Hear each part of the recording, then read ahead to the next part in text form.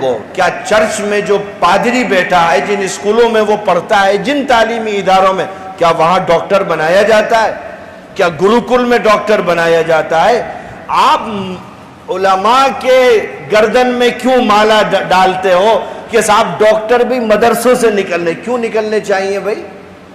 مدرسہ بنایا گیا عالم بنانے کے لیے۔ مسلم جوان ہے جو یہ کہے کہ صاحب میں نے اپنے باپ کو دفن کر دیا، امام صاحب نہیں ملے تھے، آپ ہم سے پوچھتے ہو، ہم 1% ہیں اور ملک کی 100% مذہبی قیادت کے کام کو انجام دے رہے ہیں، آپ ہمارے اوپر کیوں مالا پہناتے ہو کہ ہم ڈاکٹر اور انجینئر بنائیں؟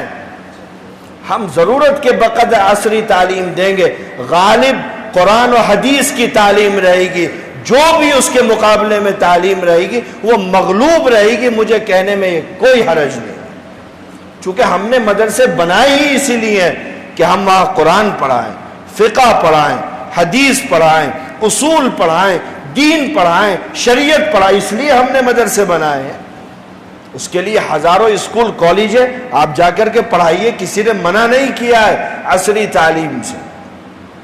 اور علماء کو سمجھنا چاہیے، آپ کو یہ احساس کمتری کا شکار کراتے ہیں اور آپ ہوتے ہو، کیوں ہوتے ہو؟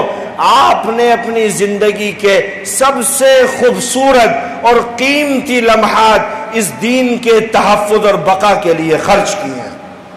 ایک آدمی کی زندگی میں 12 سال سے لے کر کے 24 سال تک کا جو یہ مرحلہ ہوتا ہے، یہ سب سے قیمتی مرحلہ ہوتا ہے، اس کو جہاں لگا دے آدمی بن جاتا ہے، اس کو کاشتکاری میں لگا دے بہترین کاشتکار بن جاتا ہے، اس کو کالج میں لگا دے بہترین سائنٹسٹ بن جاتا ہے۔